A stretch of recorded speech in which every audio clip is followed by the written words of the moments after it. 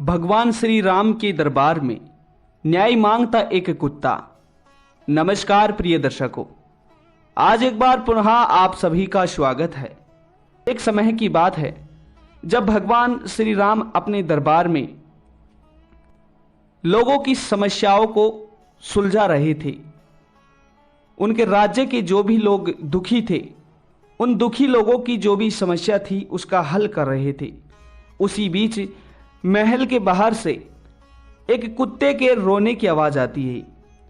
दर्शकों, जब भगवान श्री राम को उस कुत्ते के रोने की आवाज सुनाई देती है तो भगवान श्री राम अपने दरबार में से एक सेनापति को बाहर देखने के लिए भेजते हैं कि सेनापति जाओ और देखकर आओ कि आखिर कौन है जो हमारे दरबार के बाहर रो रहा है। दर्शकों, जब भगवान श्री राम के द्वारा भेजा गया वह सेनापति देखने के लिए बाहर जाता है तो उसे कुछ भी नहीं दिखता है। वह आवाज भी आने बंद हो जाती है। उसके बाद में भगवान श्री राम के द्वारा भेजा गया वह सेनापति पुनः महल के अंदर चले जाता है और भगवान श्री राम से कहता है कि भगवान, हे महाराज, हम बाहर गए थे मगर हमें बाहर कुछ दिखा ही नहीं। दर्शकों, फिर उस दिन वह सभा खत्म हो जाती है और जब दूसरा दिन होता है तो दूसरे दिन भी जब भगवान श्री राम अपनी भरी सभा में बैठे हुए थे, दरबार में बैठे हुए थे, तो उस समय वापस एक कुत्ते की रोने की आवाज आती है और फिर भगवान श्री राम उस सेनापति को बाहर भेजते हैं। सेनापति से कहते हैं कि सेनापति, आज वापस मुझे एक कुत्ते के रोने की आवाज आ रही है, जरा तुम बाहर जाकर देख कर आओ कि कौन रो रहा है और आखिर इस कुत्ते को समस्या क्या है। दर्शकों, जब वह सेनापति बाहर जाता है तो सेनापति को एक कुत्ता दिखाई देता है, मगर वह कुत्ता सेनापति को देखकर डर जाता है और वह कुत्ता वहां से चला जाता है। दर्शकों, उसके बाद जब तीसरा दिन होता है, तीसरे दिन की सभा भगवान श्री राम की लगती है, तो तीसरे दिन दरबार में जब सभा हो रही होती है तो उस सभा के बीच पुनः एक कुत्ता भगवान श्री राम के दरबार के बाहर रो रहा था। फिर भगवान श्री राम जब अपने सेनापति को फिर भेजते हैं कि सेनापति, एक बार पुनः जाकर देखो कि आखिर इस कुत्ते को समस्या क्या है कि ये कुत्ता आज 3 दिन से लगातार हमारे दरबार के बाहर आकर रो रहा है। दर्शकों, उसके बाद जब 3-4 सेनापति सैनिकों के साथ बाहर देखने के लिए जाते हैं तो उन सेनापतियों को और सैनिकों को वह कुत्ता दिखाई देता है। दर्शकों, फिर वह सेनापति उस कुत्ते से कहते हैं कि हे कुत्ते, आखिर तुम्हें क्या समस्या है और तुम 3 दिन से लगातार इस भरे दरबार के बाहर आकर क्यों रो रहे हो। दर्शकों, फिर वह कुत्ता उस सेनापति को सारी बात बता देता है कि हे सेनापति, मैं बहुत दुखी हूं और मैं दुखी अपने कर्म से नहीं बल्कि अपने इस कुत्ते योनि से हूं। दर्शकों, उसके बाद वह सेनापति उस कुत्ते की बात को पूरी नहीं समझ पाता है और सेनापति कुत्ते से कहता है कि ऐसी बात है और तुम दुखी हो तो चलो दरबार के अंदर चलो और भगवान श्री राम तुम्हारा दुख दूर कर देंगे। दर्शकों, उसके बाद वह कुत्ता सेनापति से कहता है कि हे सेनापति, मैं दरबार के भीतर नहीं जा सकता हूं क्योंकि मेरे बुरे कर्मों के अनुसार ही मुझे इस कुत्ते योनि में जन्म मिला है और मेरा कई जगहों पर जाना निषेध माना गया है। मैं कभी भी मंदिर में नहीं जाता हूं, मैं कभी भी दरबार में नहीं जाता हूं, सभा में नहीं बैठता हूं, मैं कभी भी शुभ और मांगलिक कार्यों में नहीं जाता हूं। दर्शकों, उसके बाद में वह कुत्ता उस सेनापति से कहता है कि महाराज सेनापति, आप ऐसा करो कि भगवान श्री राम को यहीं बाहर आने को बोलो। दर्शकों, फिर वह सेनापति भगवान श्री राम के पास जाता है और उन्हें जाकर कुत्ते की सारी बात बताता है। उसके बाद में भगवान श्री राम स्वयं ही कुत्ते के पास जाते हैं। कुत्ते के पास जाकर कुत्ते से कहते हैं कि हे कुत्ते, आखिर तुम्हें क्या समस्या है, तुम 3 दिन से भला लगातार हमारे भरे दरबार के बाहर क्यों रो रहे हो। दर्शकों, फिर वह कुत्ता भगवान श्री राम से कहता है कि हे भगवान, मैं बहुत दुखी हूं।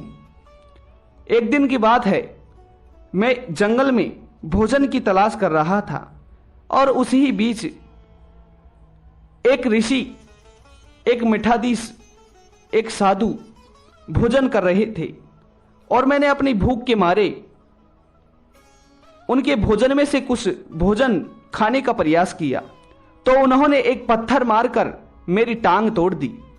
हे भगवान, हे प्रभु, मैं इसी बात का न्याय मांगने के लिए आपके पास आया हूं, क्योंकि उस संत ने मुझे मारकर मुझे प्रताड़ित किया है, क्योंकि मैं ठहरा एक कुत्ता योनि का मंद बुद्धि जानवर।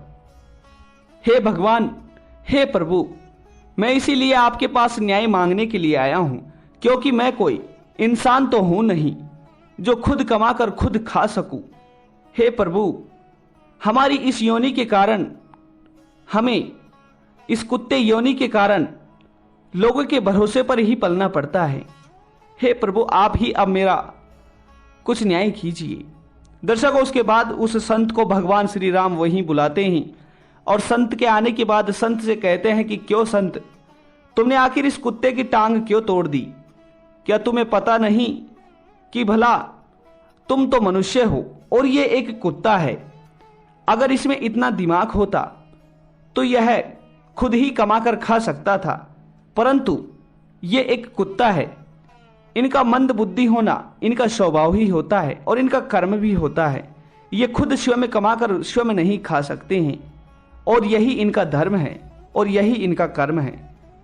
दर्शकों, उसके बाद भगवान श्री राम उस कुत्ते से कहते हैं कि हे कुत्ते, अब हम न्याय तुम्हारे मुख से ही सुनना चाहते हैं। तुम बताओ कि आखिर इस ऋषि को क्या दंड देना है। जो दंड तुम इस ऋषि के लिए बोलोगे वही दंड इस ऋषि को दिया जाएगा। दर्शकों, उसके बाद में वह कुत्ता उस ऋषि से कहता है और भगवान श्री राम से कहता है कि प्रभु, इस ऋषि को किसी शिवालय का मठाधीश बना दिया जाए।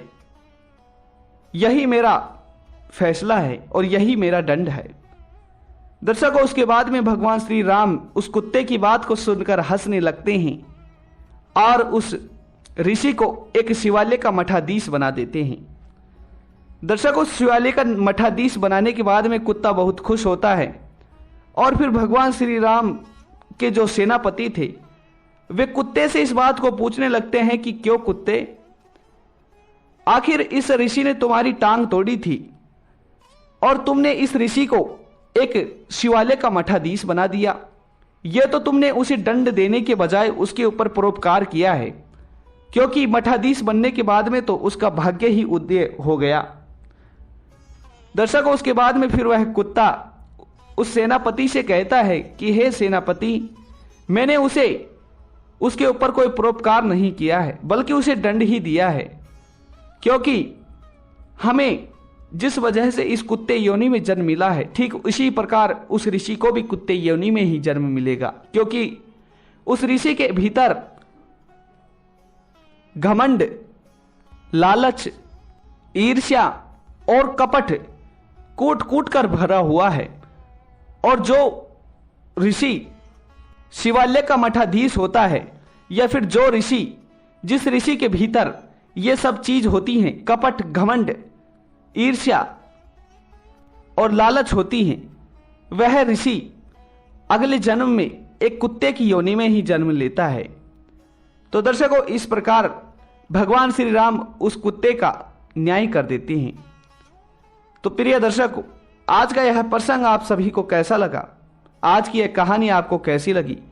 कमेंट बॉक्स में अपनी अपनी राय अवश्य दीजिएगा और मिलते हैं अगली वीडियो में। तब तक अपना ख्याल रखिएगा।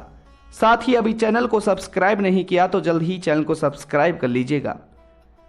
तो प्रिय श्रोताओं, बंधुओं, मिलते हैं अगली वीडियो में। धन्यवाद जी, नमस्कार।